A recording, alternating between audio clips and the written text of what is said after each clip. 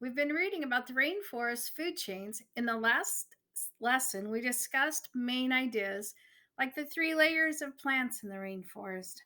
We also read about the producers and the consumers. I remember that the food chain and I remember that food chain and I believe we have some more to read about to help us better understand the food chain in the rainforest.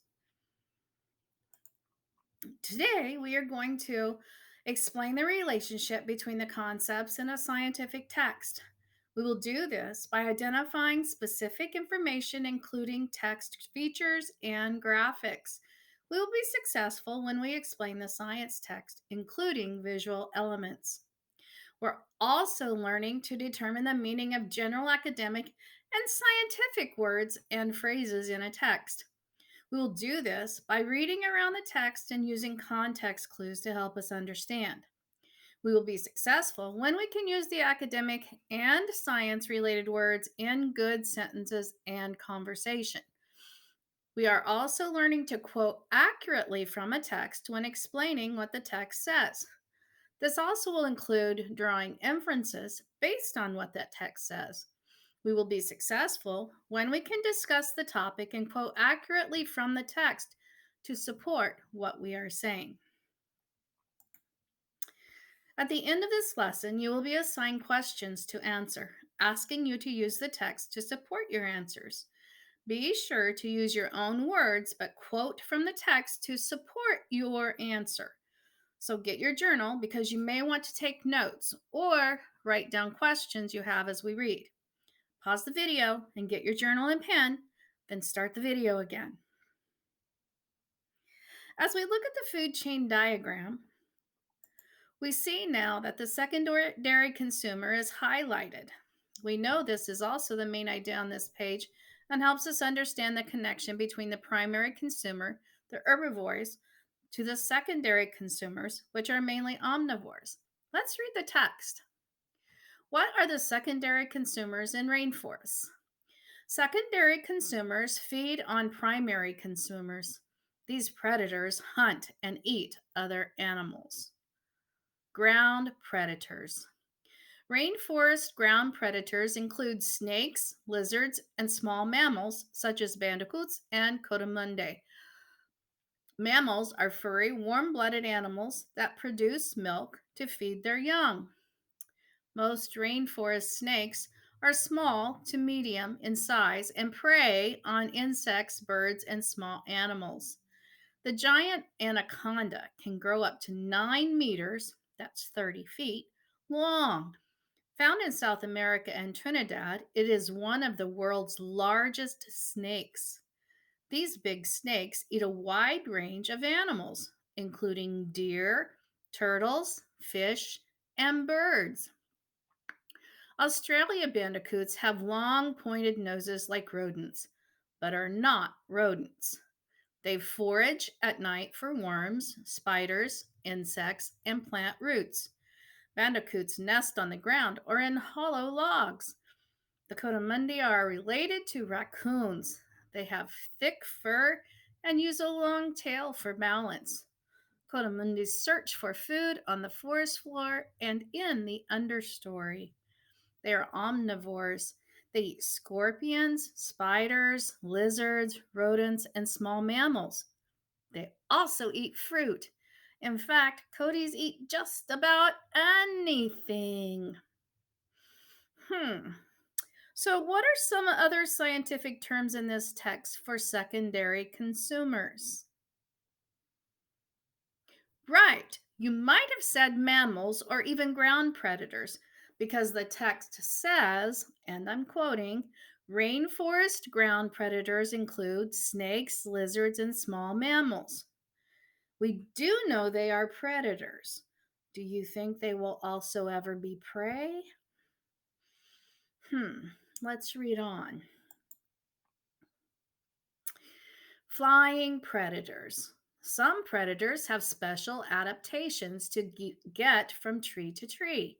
They look as if they fly, but they do not have wings. Insect eating frogs use webbed feet to glide short distances between trees. Flying snakes of the Southeast Asian rainforest glide from tree to tree and search for their prey, mostly birds, bats, rodents, and lizards. The flying dragon is a rainforest lizard that eats insects. It stretches its skin so that it can sail between trees up to 8 meters, 25 feet apart. Let's look at the caption after it goes away. Sorry. Not all snakes stick to slithering. Snakes such as this chrysopoli, I don't know how to pronounce it, but I'm trying, appear to fly when they glide through the air. Hmm. So I noticed the heading is flying predators, but the heading on the last page was ground predators. And as I look at this, I was thinking the headings would give us a good way to identify the main ideas in the sections of the text. And I think they do. But when I see the flying predators, I've learned something. I would have thought the flying predators would mainly be winged and animals like birds or fowl, but they're not necessarily winged animals. We saw that there were snakes, and what else did it say? Let's go back to the text. It said that some of them were bats, rodents, and lizards. Hmm. So it means that they all don't have wings. Did it discuss how they could fly? Hmm. Let's go on.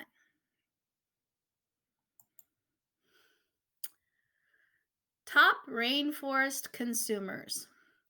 The rainforest food web contains many primate species. Primates are a group of mammals that share certain features. They have hands that grasp and well formed brains.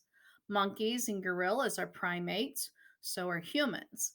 Some primates are primary consumers, and some are secondary consumers. Both chimpanzees and mandrills are secondary consumers. Chimpanzees are humans' closest relatives. Like humans, they are omnivores. They eat fruits and vegetables and some animals, including insects, monkeys, and pigs. Chimps can use tools. They poke long sticks and branches into termites' nests to get at the tasty snack. Shy monkey like mandrills are difficult to spot in the wild. They live in tropical African rainforests. Mandrills eat reptiles and insects as well as roots and fruits. They live in groups, and the males have colorful faces. Let's read the caption. Chimpanzees use twigs to dig into trees for termites. Look, he's digging into the tree, getting the termites out of the tree, and then licking the termites off the stick. Let's go on. Top rainforest predators. Do any creatures feed on secondary consumers? Oh, we asked that earlier, didn't we? Only we said, were they prey? Let's find out. Oh, the answer is yes. These are the top predators in the rainforest food chain. They are fearsome carnivores. Some call them tertiary consumers, meaning third level consumers. The top rainforest predators are the big cats, such as jaguars or ocelots. Fierce jaguars prey on tapirs, monkeys, tortoises, and birds. Ocelots are not very big, about twice the size of a pet cat, but they are good hunters.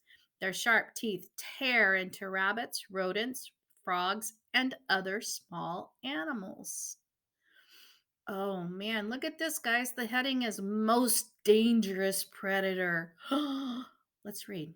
Another top predator is you. Humans hunted big cats almost to extinction. In some parts of the world, people hunt and eat chimps and other primates. Laws are in place to protect these animals, but some people ignore the laws. Oh, so secondary consumers can be prey also, can't they? How did you react when we read the most dangerous predator is humans? Did you have any questions when that happened? Hmm. I'm wondering, what are some ways that the food chain can be protected? The text told us one way laws were created, but it also said some people ignore those laws. What other ways do you think would help to protect the food chain? Do we need to protect the rainforest food chain? Why? Or why not? Losing in a link. Big cats in danger. Top predators need large ranges or areas of land to hunt in. As rainforest habitat disappears, it is harder for the big cats to survive. Many are now endangered or at risk of dying out. An ocelot is on the prowl for prey. Look at it. It is. It's just a little bit bigger than a house cat, isn't it? I wonder what the prey is. Let's read on. Decomposers are an important link. Oh, wait a minute. I put the heading in the middle so that you could have the whole page on one slide. So let's read the heading first. What are the decomposers in rainforests? This was a word we had at the very beginning of our text as a vocabulary word, isn't it? Yes, it was used in the introduction by the author, but now we're going into more detail. Let's find out about decomposers. Decomposers are an important link in the rainforest food chain. They play a key role in the cycle of life and death. Decomposers break down dead plant and animal matter. This frees up nutrients for the beginning of the chain. Then rainforest producers consume these nutrients and the food chain begins again. This process is a bit like recycling.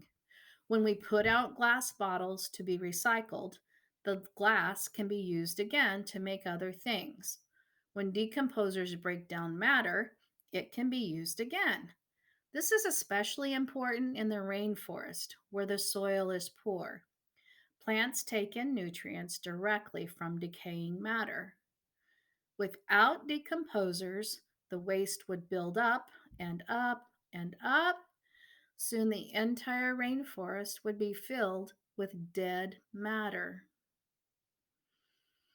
In this food chain, a decomposer or bacteria breaks down the body of a secondary consumer, the jaguar. As we talked about how the rainforests are located near the equator, let's find out how that became important. But before we do that, let's read on about scavengers. Scavenger hunt. Scavengers begin the process of breaking down dead matter. Termites help break down fallen trees and branches. Worms go to work on dead plants and animals. Dung beetles eat rotting fruit and leaves as well as feces. King vultures are the bird world's largest scavengers. They soar above the canopy looking for dead animals to feast on. The vulture's yucky diet might help out in another way. Eating rotting animal flesh might help stop the spread of disease. Long trails of leafcutter ants are common sights in rainforests. These ants do not actually feed on leaves. They feed on a fungus that grows on piling up leaf material. They cut up leaves into smaller pieces to bring back to their colony. There, the fungus breaks down the leaf pieces. Leafcutter ants are very strong. They can carry leaf pieces 20 times their weight. A person who could do that would be able to lift a small car. Let's read the caption. A king vulture feeds on a dead armadillo.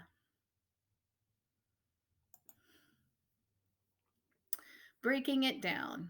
Rainforests are areas of high temperature and lots of moisture. This helps plant matter break down quickly. Dead plants and animals can break down as quickly as 24 hours in the rainforest if it is hot and moist enough. In other places, it can take far longer for material to break down. Bacteria and fungi complete the process of breaking down dead matter. Losing a link. Frog killing fungus. Most fungi are important rainforest decomposers, but one type of chytrid fungus is killing frogs in Australia and Central America. The fungus causes a deadly skin disease in some frogs. Many frogs have died out, and many more are at risk. Most types of chytrid fungi help bring down plant matter. Scientists are not sure scientists are not sure why one type became harmful to frogs. This frog is being tested for a deadly fungus. So I want you to look at this for a minute. Remember when we talked about at the very beginning how the rainforest was near the equator? We also discussed how the temperature was warm. I see that the text says that rainforests have high temperatures and lots of moisture. So here I'm quoting, this helps plant matter break down quickly. So when I see that, I can then infer then that the decomposers need the warm as well as the damp air in order to do their part in the food chain. Beneficial bacteria. I've never heard of bacteria as being beneficial. Oh my goodness, let's find out how it's helpful. Bacteria are the main rainforest decomposers.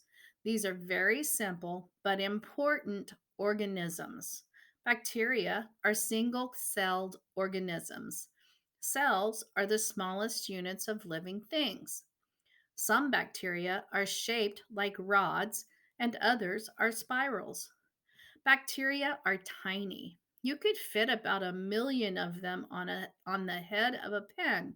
Bacteria help break down dead matter into substances other organisms can use. Some bacteria live everywhere, including the digestive systems of rainforest organisms, helping them break down food. Other bacteria live on feces and help break it down. Fungus among us. Another important decomposer is fungus. Mushrooms are a common type of fungus. They grow especially well in warm, wet rainforests. Bracket fungi grow directly on dying or dead trees. They look like ladders attached to a tree trunk. Some fungi come in strange shapes. An earth star puffball fungus looks like a puffy flower with spiky petals. These fungi acts as a this these fungi acts as a decomposer of this dead rainforest tree. See these? I wonder if they are the puffball earth star puffball fungus. I don't know. All right, so here is your assignment. You will need to reread the text and read it closely. You need to pay attention as you read, then answer the questions using quotes from the text to support your words in your answers. You can do this. I'll see you next time.